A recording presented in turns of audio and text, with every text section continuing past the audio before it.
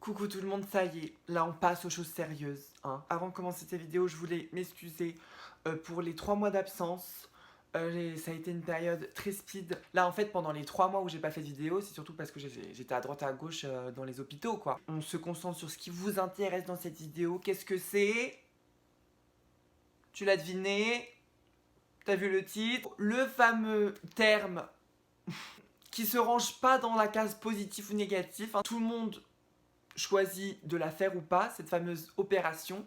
Dans une première partie, je vais vous parler un petit peu des avancements qui se sont passés, que ce soit corporel, administratif. Et dans la deuxième partie, je vais vous parler de chirurgie. On est parti, on se retrouve tout de suite après l'intro. Il faut juste que tu crois, car tu mérites, oui, d'être toi, en éliminant tes peurs les plus ancrées et en ouvrant ton cœur à la clarté.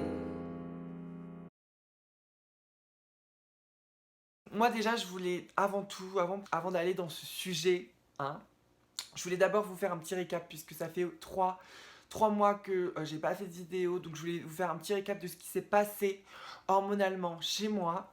Donc j'en suis à 1 an et 8 mois. Donc on va faire un petit bilan. Donc déjà, le bilan de tout ce qui est corps. Comment vous dire que les seins poussent de plus en plus. Ils poussent de plus en plus. Je sais pas encore si je ferai une chirurgie ou quoi. J'envisage pas parce que moi j'aime pas forcément les gros seins et surtout pas avoir de prothèses dans le corps, certainement pas. Mais pourquoi pas faire des injections, je ne sais pas, je suis encore en pleine réflexion par rapport à ça. Mais les choses vraiment avancent. Là je voulais d'abord vous dire dans cette vidéo que je suis dans l'aboutissement de ma transition. Pour moi, chacun a une transition différente. Il y en a qui ont envie de passer par l'étape vaginoplastie ou pas. Moi je pense vraiment avoir ressentir ce besoin là. Voilà, après ce qui concerne les seins, certainement peut-être au moins du B, hein, mais moi je veux pas plus parce que voilà, après c'est les goûts de chacun. Me sentir bien, avoir du B, donc voilà au niveau du corps. Sinon j'ai beaucoup pris des fesses et des hanches. Je veux dire sur les côtés des cuisses aussi, ça prend les fesses. Donc voilà, faire du sport hein, avant de se retrouver enflé de partout. Voilà, merci les hormones, bonsoir. Sinon l'humeur. Voilà, moi je suis une battante de toute façon, je vais pas me laisser avoir par... hein. Donc je vis le moment présent, jour le jour, j'essaye de toujours avoir la bonne humeur, même si bien sûr on ne peut pas, hein, il y a toujours des hauts et des bas. Hein. Il y a surtout des débats quand il s'agit de vaginoplastie et pas que des bas, si vous voyez ce que je veux dire, bonsoir. Faut que j'arrête, faut que je me calme, je suis surexcitée de vous retrouver en fait, je suis trop contente en fait, c'est tout en fait, genre faut que je me calme, calme-moi, merci, bonsoir. Bref, je vais continuer, je vais fermer ma bouche parce que là je parle beaucoup trop, j'enchaîne trop pour rien dire, donc on va se taire, merci. Je me parle à moi-même, on dirait une grosse folle, pourquoi pas. Bref, donc je continue, donc de l'aspect corps. Voilà un petit peu ce qui se passe aujourd'hui pour moi, l'aspect corps. L'aspect administratif, grosse avancée. Ça faisait 5 mois que j'avais donné mon dossier. Là, je suis allée au tribunal, je viens de recevoir le courrier. Et en plus de ça, j'ai vu quoi? Qu'il a été accepté.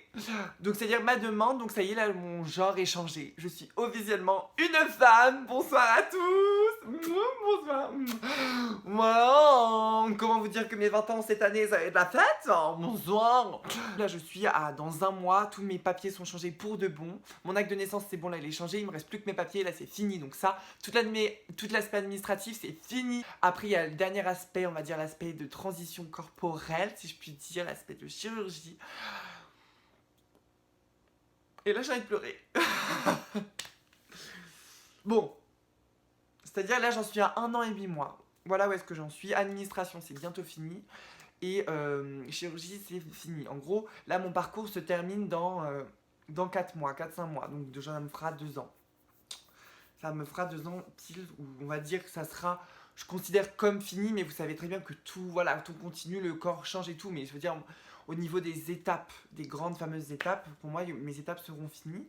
Donc là, je suis dans un dilemme total par rapport à ça, par rapport à la chirurgie. Voilà, c'est la seule chose en fait, là j'arrive à la fin, c'est vraiment la seule chose du coup, l'étape la plus difficile j'ai envie de dire.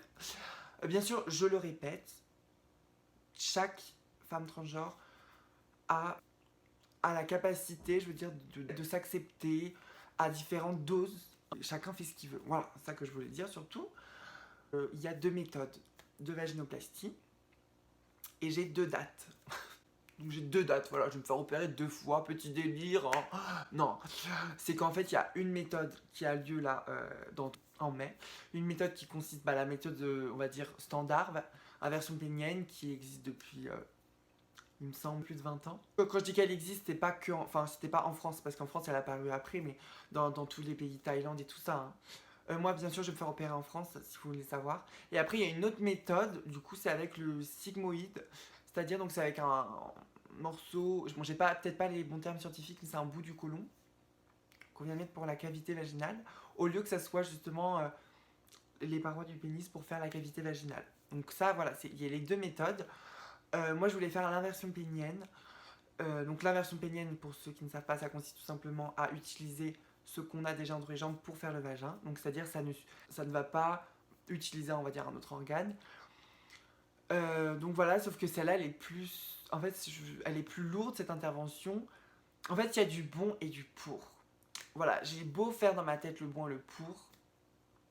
Il y a toujours cette fameuse question de... Voilà, il y en a une qui est plus risquée, une qui est moins risquée, une qui est plus risquée mais qui permet d'avoir des avantages que l'autre n'a pas et inversé. Vous voyez ce que je veux dire? Donc c'est vraiment pour moi un dilemme. Il y en a une qui est plus tôt, une date que j'ai plus tôt, donc forcément moi ça me tend à aller vers elle. Mais l'autre qui est plus tard en septembre, mais qui est aussi très bien.